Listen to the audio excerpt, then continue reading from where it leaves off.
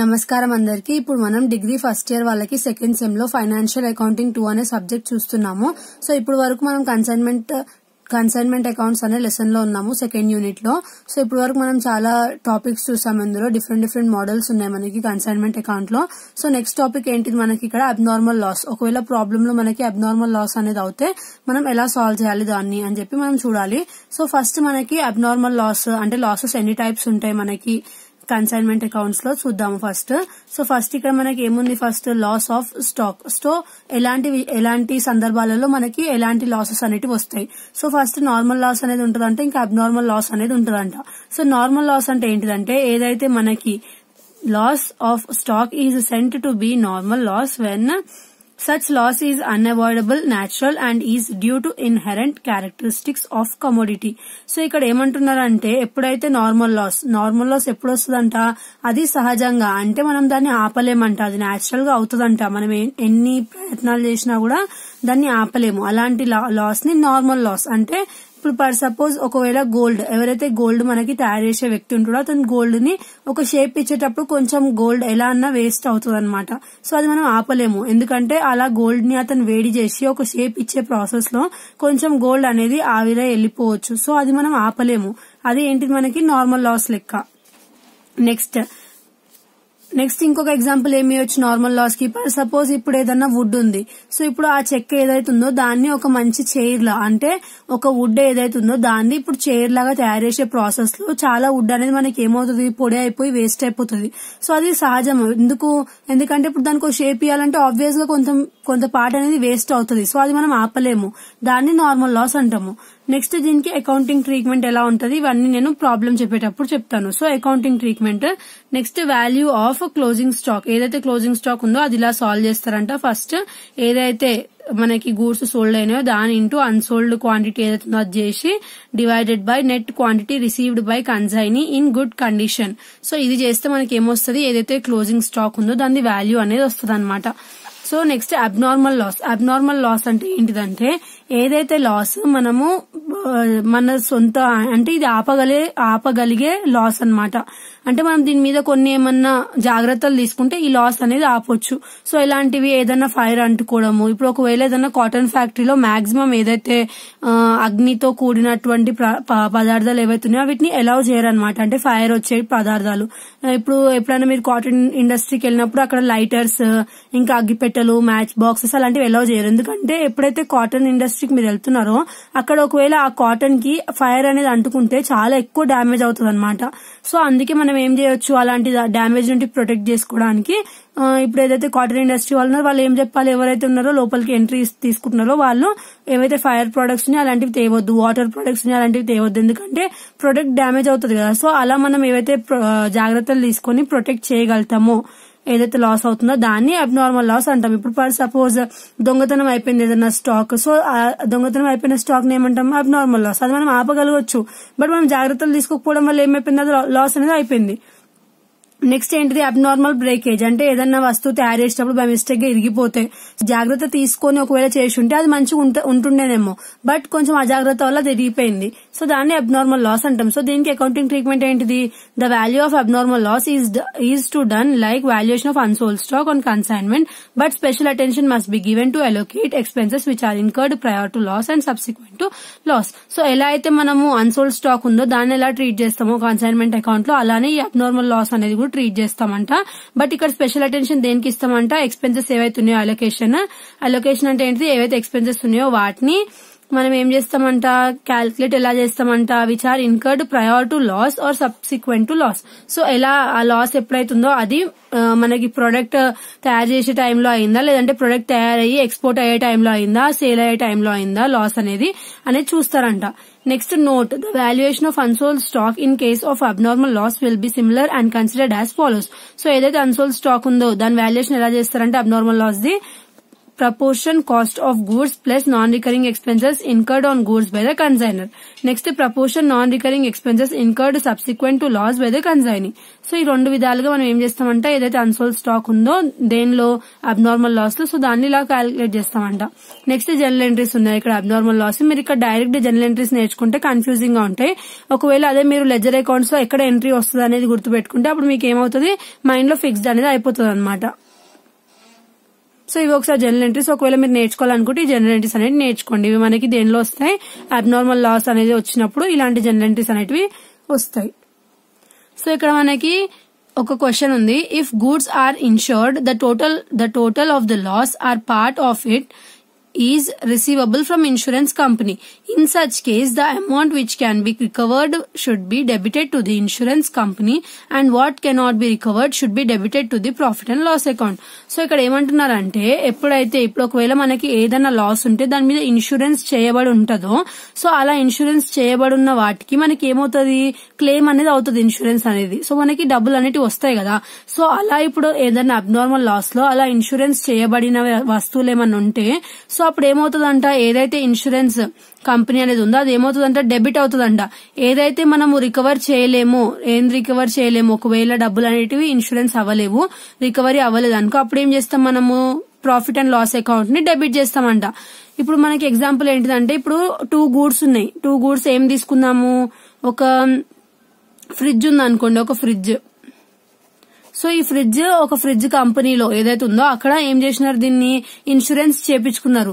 But ఇది abnormal loss అంటే ఎలా ఇది ఒక కస్టమర్ వచ్చి కొనుక్కున్నారు. బట్ ఆ కొనే ప్రాసెస్ లో ఎవరైతే కంపెనీ వాళ్ళ ఇంట్లో ఎప్పుడైతే ఫిట్ చేయడానికి వెళ్ళినారో అప్పుడు ఏం చేసినారు వ్యాన్ లో నుంచి కింద పడేసినారు. సో ఇది అబ్నార్మల్ లాస్ కదా ఈ ఫ్రిడ్జ్ అనేది డ్యామేజ్ అయిపోయింది ఇంకా. సో ఇప్పుడు బట్ దీని మీద వాళ్ళకి ఏముంటది ఇన్సూరెన్స్ అనేది వాళ్ళు చేయించుకున్నారు అనమాట కస్టమర్స్. సో వాళ్ళకి ఆ ఇన్సూరెన్స్ క్లెయిమ్ అవుతుంది.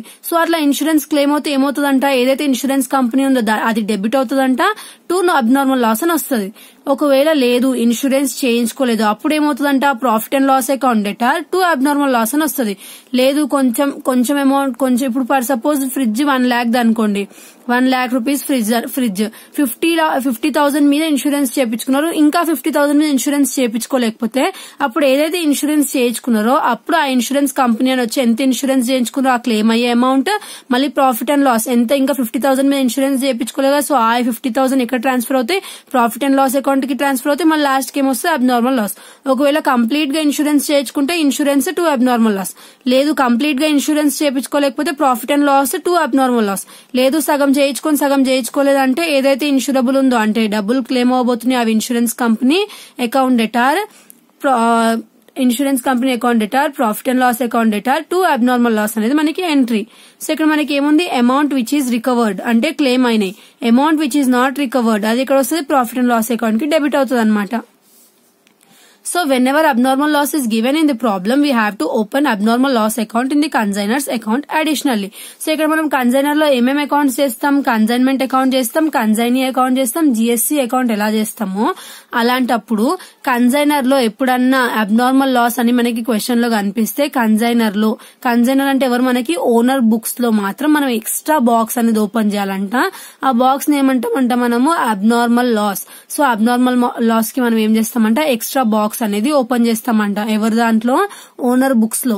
సో ఓనర్ బుక్స్ లో ఆల్రెడీ 3 బాక్సెస్ అనేవి ఉంటాయి కదా సో ఎక్స్ట్రా ఇది అనేది యాడ్ అవుతుందంట. సో ఇక్కడ మనకి 8th సొల్యూషన్ అబ్నార్మల్ లాస్ మీద ఉంది. సో ఇప్పుడు మనం చూద్దాము పంకజ్ పబ్లికేషన్ లో నేను B20 పేజ్ నంబర్ B20 లో మనకి 8th ప్రాబ్లమ్ మనకి అబ్నార్మల్ లాస్ గురించి ఉంది. సో ఇప్పుడు మనం చూద్దాం 8th ప్రాబ్లమ్ లో ఎలా ఇచ్చారు క్వశ్చన్ ఎలా ఉంది అని. So Prakash of Hyderabad conscience to Vijay of Vijayawada. So ఇక్కడ ప్రకాష్ అనే పర్సన్ ఎవరు మనకి ఓనర్. విజయ్ ఆఫ్ విజయవాడ ఎవరు మనకి ఏజెంట్ అంటే కన్సైనర్ కన్సైనీ. ఎన్ని cases 50 cases of goods cost ఎంత 5,000. సో 5,000 into 50 ఎంత మనకి టోటల్ గూడ్స్ వర్త్ అన్నమాట.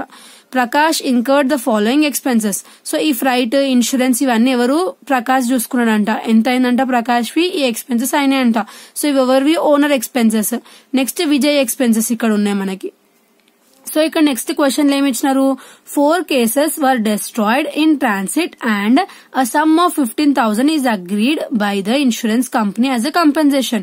సో 4 cases అనేటివి అంటే ఇప్పుడు మనకు మొత్తం 50 cases ఉన్నాయి కదా, 46 అనేటివి మంచిగా రీచ్ అయినాయి అంట. బట్ ఏవైతే 4 cases మిగతా ఉన్నాయో అవి ఏమైనాయి అంట, ట్రాన్సిట్ అంటే ఏంటిది, ఎప్పుడైతే ట్రాన్స్పోర్టేషన్ లో డ్యామేజ్ అయినాయి అంట 4 cases అనేటివి. సో డ్యామేజ్ అయినప్పుడు ఇన్సూరెన్స్ కంపెనీ 15,000 అనేటిది మేము క్లెయిమ్ చేస్తాము అని అన్నదంట.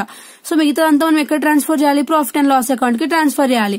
Out of 46 cases 36 cases were sold for 6,000. So ఇక్కడ మనకి ఇప్పుడు మీరు చూసినట్టయితే మొత్తం టోటల్ ఎన్ని కేసెస్, 50 cases ఉన్నాయి. సో ఆ 50లో 4 డ్యామేజ్ అయినాయి. సో మిగిలిన ఎంత, 46. సో 46 మిగిలినాయి. ఈ 46 లో మళ్ళీ ఏమైందంట, 36 మాత్రమే సోల్డ్ అయినాయి అంట. 36 మాత్రం ఏమైనాయంట, సోల్డ్ అయినాయంట. సో మిగిలిన ఇప్పుడు ఎన్ని మిగులుతాయి, 36 సోల్డ్ అయితే ఇంకా 10 మిగులుతాయి కదా. సో ఈ 10 ఏంటిది మనకి అన్సోల్డ్ స్టాక్ ఏదైతుందో అది.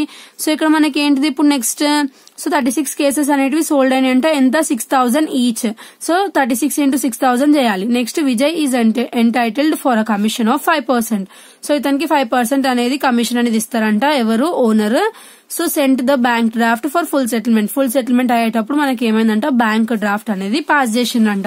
సో ఫస్ట్ ప్రాబ్లం ఎలా చేస్తామంటే, ఇలా problem valuation of abnormal loss. ఒకవేళ మీకు క్వశ్చన్ లో అబ్నార్మల్ లాస్ అని కనబడంగానే ఫస్ట్ అబ్నార్మల్ లాస్ ని మనం వాల్యుయేషన్ చేయాలి. సో ఫస్ట్ దాన్ని క్యాల్కులేట్ చేయాలి. క్యాల్కులేట్ చేసేటప్పుడు ఎన్ని కేసెస్ మనకు వాళ్ళు క్లియర్ గా అక్కడ మెన్షన్ చేసినారు, 4 cases ఆర్ డెస్ట్రాయిడ్ అని. So 4 cases రాసుకున్నాము. సో 4 cases కి వాల్యూ ఎంత, మనకి ఈచ్ ఎంతకు సోల్డ్ అయిందని అంటున్నారు, మనకి 5,000 కి సోల్డ్ అయింది అంటున్నారు. సో 4 cases into 5,000 చేస్తే మనకి 20,000 అనేది వస్తుంది. సో 20,000 రాసుకోవాలి. నెక్స్ట్ ఇందులో ఏం చేయాలి, ఎవరైతే నాన్ రికరింగ్ ఎక్స్పెన్సెస్ ఉన్నాయో, ఇప్పుడు మీకు డౌట్ రావచ్చు, అన్సోల్డ్ స్టాక్ చేసేటప్పుడు నాన్ రికరింగ్ ఎక్స్పెన్సెస్ ఓనర్వి ఇంకా కన్సైనర్వి ఇద్దరివి యాడ్ చేస్తాం కదా. బట్ అబ్నార్మల్ లాస్ లో ఎందుకు మీరు ఓన్లీ కన్సైనర్వే యాడ్ చేసినారు అట్లా అంటే, ఏదైతే అబ్నార్మల్ లాస్ ఉందో అది ఓన్లీ మనకి ఓనర్ మీదనే పడుతుంది అనమాట. ఇక్కడ మనకి ఎవరైతే కన్సైనీ ఉన్నాడో అంటే ఏజెంట్ ఉన్నాడో అతను ఏం ఇన్వాల్వ్మెంట్ ఉండదు. సో మీరు ఏం చేయాలి, ఓన్లీ ఓనర్ ఏవైతే నాన్ రికరింగ్ ఎక్స్పెన్సెస్ ఉన్నాయో అవి మాత్రమే తీసుకోవాలి. అసలు ఎవరైతే కన్సైనీ ఉన్నాడో అతను అసలు తీసుకోకూడదు అనమాట ఎక్కడ అబ్నార్మల్ లాస్ లో. మళ్ళీ అన్సోల్డ్ స్టాక్ లో మాత్రం రొటీన్ ఇద్దరివి తీసుకోవాలి non recurring expenses.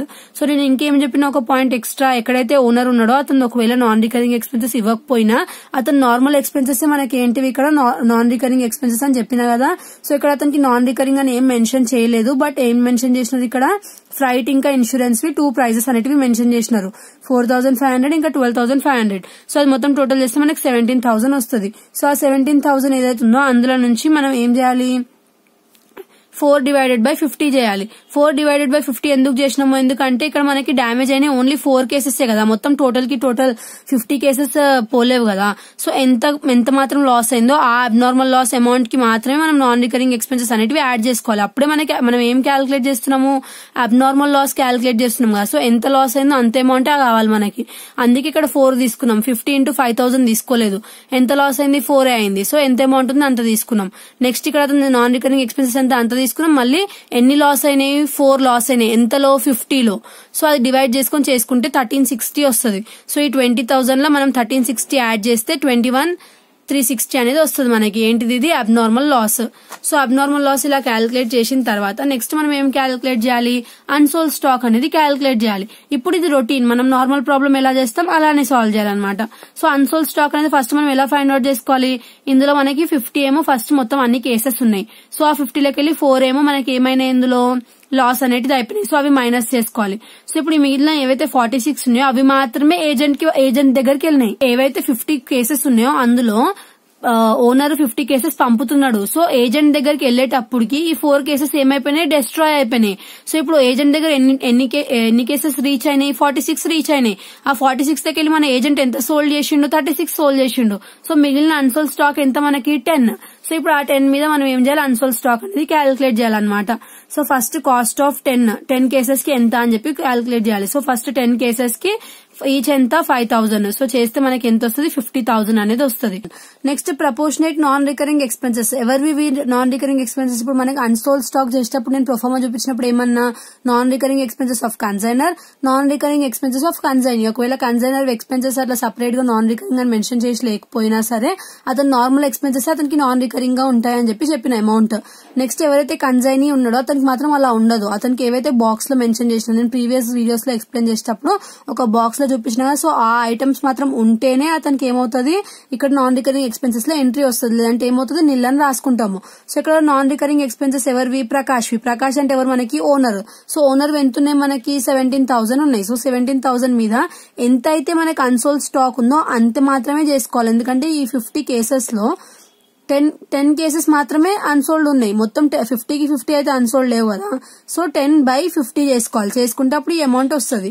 Next proportionate non recurring expenses of Vijay.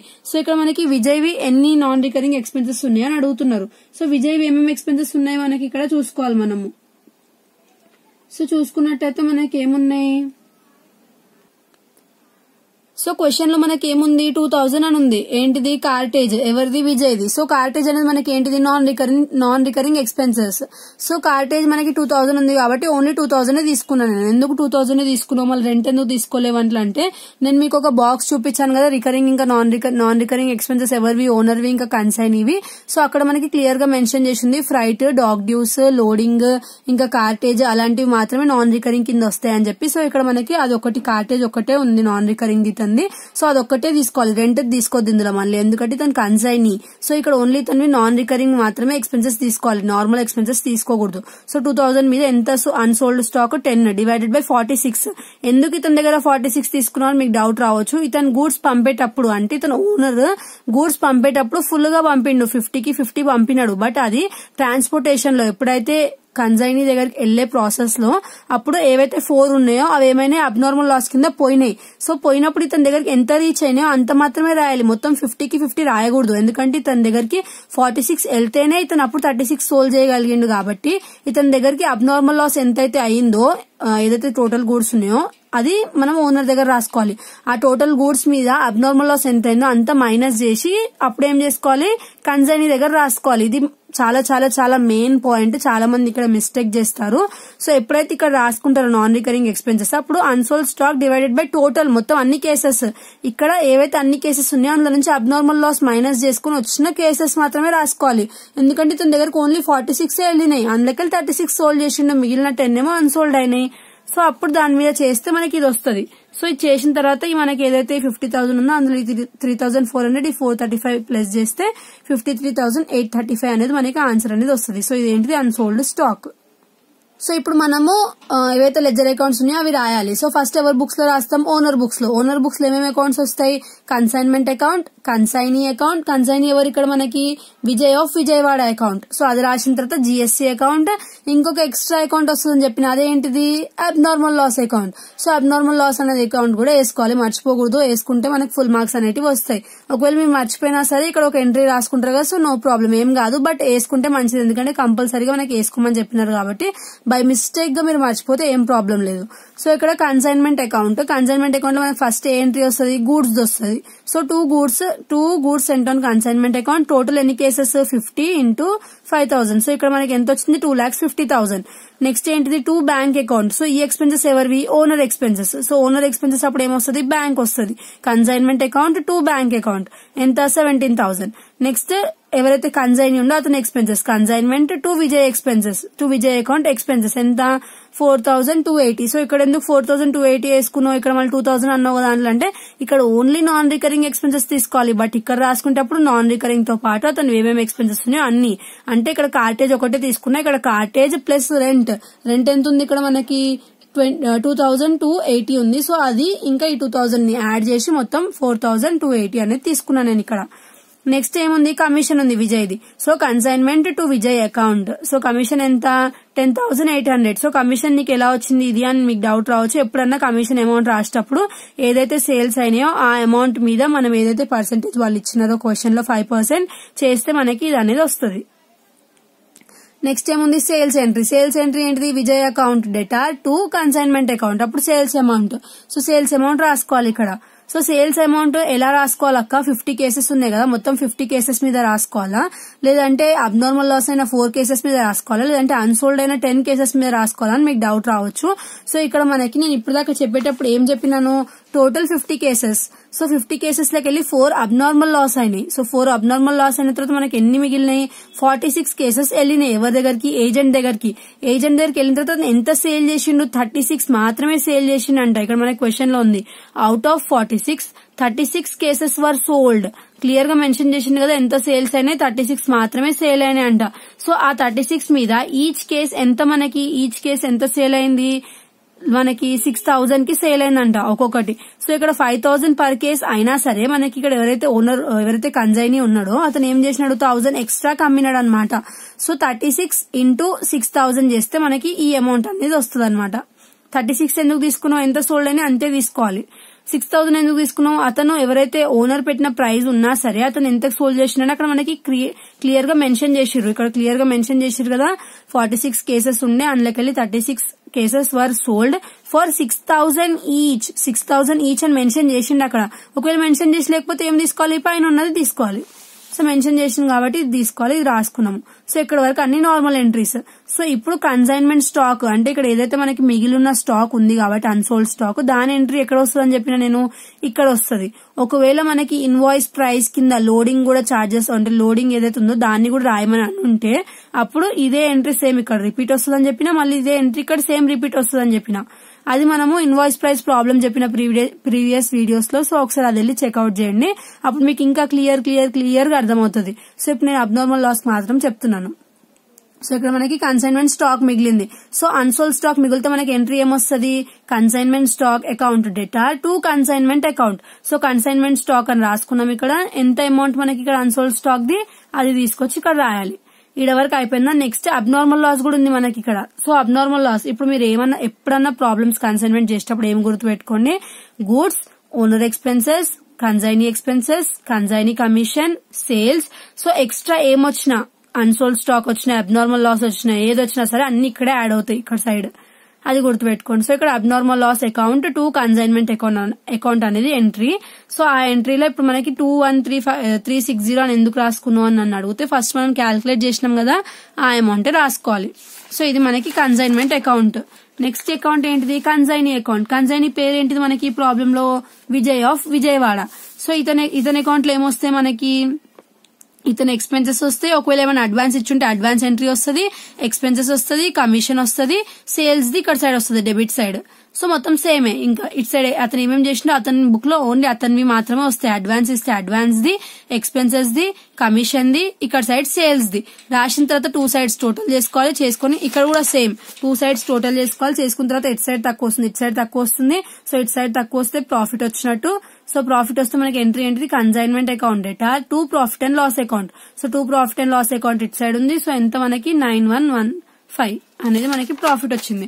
Next ఇక్కడ ఏంటిది, 2 sides టోటల్ చేసుకోవాలి. 2 sides పెద్దగా ఏది వచ్చింది అది వేసుకున్న తర్వాత ఇటు సైడ్ తక్కువ వచ్చింది. ఈ పెద్ద అమౌంట్ నుంచి చిన్న అమౌంట్ మైనస్ చేసి, చిన్న అమౌంట్ అంటే ఈ రెండింటిని మైనస్ చేస్తే అప్పుడు మనకి ఈ అమౌంట్ అనేది వస్తుంది. ఈ అమౌంట్ దగ్గర నేను ఇక్కడ బ్యాంక్ అని ఎందుకు రాసిన అంటే మనకి క్వశ్చన్ లో బ్యాంక్ డ్రాఫ్ట్ అనేది సెండ్ చేయబడింది అని క్లియర్ గా రాసినారు ఫైనల్ సెటిల్మెంట్ అప్పుడు. సో అందుకే బై బ్యాంక్ అని రాసుకోవాలి.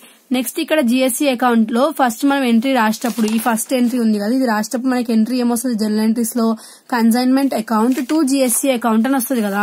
సో జిఎస్సీ అకౌంట్ లో బై కన్సైన్మెంట్ అని వస్తుంది. సో కన్సైన్మెంట్ టు జిఎస్సీ కదా, సో ఇది బై సైడ్ ఉంది. సో బై సైడ్ ఉన్నప్పుడు కన్సైన్మెంట్ అకౌంట్ లో కన్సైన్మెంట్ ని ఇగ్నోర్ చేసి 2 GSC అని రాసినాం. ఇప్పుడు జిఎస్సీ అకౌంట్ లో జిఎస్సీ ఇగ్నోర్ చేసి బై సైడ్ ఏం రాస్తాం, కన్సైన్మెంట్ అని రాస్తాం. సో అలా ఇది కన్సైన్మెంట్ అని వచ్చింది. దీన్ని మనకి ఎక్కడ ట్రాన్స్ఫర్ చేయమంటున్నాడు, ట్రేడింగ్ అకౌంట్ కి ట్రాన్స్ఫర్ చేయమంటున్నాడు. సో అమౌంట్ అంతా సేమ్ రాసుకోవాలి. సో ఇక్కడ మనకి 2,50,000 ఎందుకు వచ్చిందంటే ఈ అమౌంట్ అనేది తీసుకున్నాం మనం, గూడ్స్ ది తీసుకున్నాము, సేల్స్ ది తీసుకోలేదు. సేల్స్ ఎందుకు తీసుకోలేదు, ఎందుకంటే ఇది సేల్స్ ఎంట్రీ కాదు, ఇది బాక్స్ గూడ్స్ ది. సో అది కన్ఫ్యూజ్ అవ్వద్దు. నెక్స్ట్ అబ్నార్మల్ లాస్ ది. సో అబ్నార్మల్ లాస్ చేసేటప్పుడు కొంచెం జాగ్రత్తగా ఉండాలి. ఇక్కడ మనకి ఎంట్రీ ఏంటిది, అబ్నార్మల్ లాస్ ది, abnormal loss account debtor to consignment account కదా ఇక్కడ ఎంట్రీ. సో ఇక్కడ ఫస్ట్ ఏం చేసేయాలి మనము, 2 కన్సైన్మెంట్ అని చెప్పి ఏదైతే అబ్నార్మల్ లాస్ చేసినప్పుడు మనకు వచ్చిన అమౌంట్ ఉందో అది రాసేసుకోవాలి. ఇక్కడ సైడ్ డెబిట్ సైడ్ రాసేసుకున్న తర్వాత ఇప్పుడు మనకి క్వశ్చన్ చూసుకున్నట్టయితే ఇన్సూరెన్స్ క్లెయిమ్ అనేది వచ్చిందని చెప్తున్నారు మనకి. ఎంతది, 15,000. సో ఇన్సూరెన్స్ క్లెయిమ్ అనేది ఇచ్చినప్పుడు నేను ఏం చెప్పిన entry insurance claim account debtor 2 abnormal loss అని చెప్పిన కదా. సో ఇప్పుడు ఇన్సూరెన్స్ క్లెయిమ్ అనేది మనకి ఏమైంది డెబిట్ లో వచ్చింది, 2 అబ్నార్మల్ లాస్ అనేది మనకి ఎక్కడ వచ్చింది క్రెడిట్ లో వచ్చింది. సో ఇది బై సైడ్ అయిపోయింది పైనది. సో ఇది 2 సైడ్. సో చేసేది అబ్నార్మల్ లాస్ కాబట్టి ఇది ఇగ్నోర్ చేసి ఎట్ సైడ్ ఉంది బై సైడ్ ఉంది. సో బై ఇన్సూరెన్స్ క్లెయిమ్ ఎంత క్లెయిమ్ అయింది 15,000. సో ఇప్పుడు 2 సైడ్స్ ఏది పెద్దగా ఉందో అది రాసుకోండి. రాసుకున్న తర్వాత ఎట్ సైడ్ చిన్నగా ఉందో ఇప్పుడు ఇట్ సైడ్ చిన్నగా ఉంది ఈ 21360 లో నుంచి 15,000 ని మైనస్ చేస్తే ఈ అమౌంట్ అనేది వస్తుంది. సో ఇప్పుడు ఈ అమౌంట్ ని ఎందుకు ఇక్కడ సైడ్ రాసుకున్నాను అంటే ఇక్కడ సైడ్ ఎక్కువ ఉంది ఇక్కడ సైడ్ తక్కువ ఉంది. సో తక్కువ ఉన్న సైడ్ ఎంట్రీ వస్తుంది. సో నేను ఏం చెప్పిన ఎంత అయితే మనకి ఇన్సూరెన్స్ క్లెయిమ్ అవుతుందో ఆ ఇన్సూరెన్స్ క్లెయిమ్ అయిన తర్వాత ఇంకా మిగిలిన అమౌంట్ ఏదైతుందో అది మనకి ఎక్కడ ట్రాన్స్ఫర్ చేయమని చెప్పిన నేను ప్రాఫిట్ అండ్ లాస్ అకౌంట్ కి ట్రాన్స్ఫర్ చేయమని చెప్పిన. సో ఎంట్రీ ఏమొస్తుంది profit and loss account debtor 2 abnormal loss account అని వస్తుంది. సో ఇక్కడ మనకి ఏంటి profit and loss account loss transferred. So ఈ లాస్ ట్రాన్స్ఫర్డ్ అని ఎందుకు వచ్చింది లాస్ అనేది ఎందుకు వచ్చింది ఓన్లీ 15,000 క్లెయిమ్ అయింది మనకి ఎందులో ఈ అమౌంట్ లో. సో అందుకే మనకి 6,360 అనేది లాస్ కింద పడిపోయింది ఇప్పుడు ఆ అబ్నార్మల్ లాస్ వల్ల. సో ఇలా అబ్నార్మల్ లాస్ వస్తే మనం ఏం చేయాలి ఇలా సాల్వ్ చేయాలన్నమాట. ఫస్ట్ దాన్ని క్యాల్కులేట్ చేయాలి, నెక్స్ట్ ఏదైతే అన్సోల్డ్ స్టాక్ ఉందో అది క్యాల్కులేట్ చేయాలి, నెక్స్ట్ అన్సోల్డ్ స్టాక్ చేసిన తర్వాత ఇక్కడ కింద చేసుకునేటప్పుడేమో ఓనర్ దగ్గర ఫుల్ గూడ్స్ అమౌంట్ రాసుకోవాలి, బట్ కన్జైనీ దగ్గర మాత్రం అతని దగ్గరికి ఎంత గూడ్స్ రీచ్ అయినా అంతే రాసుకోవాలి. అబ్నార్మల్ లాస్ ని యాడ్ చేయకూడదు అతని దగ్గర. నెక్స్ట్ ఏం చేసినాము కన్సైన్మెంట్ అకౌంట్ నార్మల్ గానే వేసుకున్నప్పుడు అబ్నార్మల్ లాస్ మాత్రం క్రెడిట్ సైడ్ యాడ్ అవుతుంది ఎంట్రీ అంతే, ఇంకేం ఎక్స్ట్రా యాడ్ అవ్వదు ఇందులో. ఇంకా ఇక్కడ నార్మల్ గా చేసుకోవాలి ఎంట్రీస్ కూడా. నెక్స్ట్ అబ్నార్మల్ లాస్ అనే బాక్స్ వేసుకుంటాం సపరేట్ గా. వేసుకున్నప్పుడు ఒకవేళ కంప్లీట్ గా ఇన్సూరెన్స్ క్లెయిమ్ అయిపోతే ఇక్కడ మనకి ఏమవుతుంది బై ఇన్సూరెన్స్ క్లెయిమ్ అని చెప్పి ఈ అమౌంట్ ఇక్కడ రిపీట్ వస్తుంది మొత్తం క్లియర్ అయిపోతుంది. బట్ ఇక్కడ మనకి ఏమైందంటే ఓన్లీ 15,000 ఇచ్చినారు వాళ్ళు. 15,000 ఇచ్చినందుకు మనకి ఇంకా మిగిలింది ఏదైతే ఉందో అది మనకి లాస్ అయినట్టే కదా. ఇప్పుడు ఇన్సూరెన్స్ క్లెయిమ్ వాళ్ళు మొత్తం ఇవ్వలేదు. సో ఈ ఎంతైతే అమౌంట్ ఉందో ఈ 21,360 నుంచి మనకి ఈ 6,060 అనేది మనకి ఏమైంది లాస్ అనేది అయింది. ఇలా ఫైండ్ అవుట్ చేయాలి మనం అబ్నార్మల్ లాస్ అనేది మనకి ఇస్తే. సో మనకి టోటల్ ఎన్ని గూడ్స్ మనకి ఖరాబ్ అయినాయి ఇక్కడ మనకి 4 గూడ్స్ డెస్ట్రాయిడ్ అయినాయి. సో డెస్ట్రాయ్ అయినాక మనకి ఎంత మిగిలినాయి 46 మిగిలినాయి, అందుకే 36 సేల్ అయినాయి. సో ఆ 36 ల నుంచి మనకి ఎంత వచ్చింది ఈచ్ 6,000 అమ్మినారంట. సో ఇది మనకి ఏమవుతాయి సేల్స్ అవుతాయి. సో అలా మనం క్వశ్చన్ చూసుకునేటప్పుడు ఎక్కడ మనకి 4 కేసెస్ వర్ డెస్ట్రాయిడ్, ఇంకా ఇన్సూరెన్స్ కంపెనీ వాళ్ళు ఏమైనా క్లెయిమ్ ఇచ్చినారా, సో అలా క్వశ్చన్ లో మనకి మెన్షన్ చేస్తారు అనమాట. సో అలా మెన్షన్ చేసినప్పుడు మనం చూసుకొని అబ్నార్మల్ లాస్ అనేది క్వశ్చన్ లో ఇచ్చినారని చెప్పి ఫైండ్ అవుట్ చేసుకోవాలి మనమే. వాళ్ళు అక్కడ క్లియర్ గా ఏం మెన్షన్ చేయరు, జస్ట్ అక్కడ ఏమిస్తారు 4 cases were destroyed, 3 cases were destroyed, 10 cases were destroyed అని చెప్పి అట్లా క్వశ్చన్ లో ఇస్తారు. అలా ఇచ్చినప్పుడు మనకు అదేమన్నట్టు అబ్నార్మల్ లాస్ క్వశ్చన్ అన్నట్టు మనం అర్థం చేసుకోవాలి. సో ఇది మనకి అబ్నార్మల్ లాస్. నెక్స్ట్ వీడియోలో మనకి ఒకవేళ కన్జైనీ ఎవరైతే ఉందో అతను బ్యాడ్ డెట్స్ ది ఒకవేళ రెస్పాన్సిబిలిటీ తీసుకుంటే అంటే క్రెడిటార్ కమిషన్ అతనికి ఇస్తే ఎలా ఉంటుందో ఒక ప్రాబ్లం చూద్దాము. అప్పుడు మనకి కన్సైన్మెంట్ అకౌంట్ అనేది కంప్లీట్ గా అయిపోతుంది. Thanks for watching.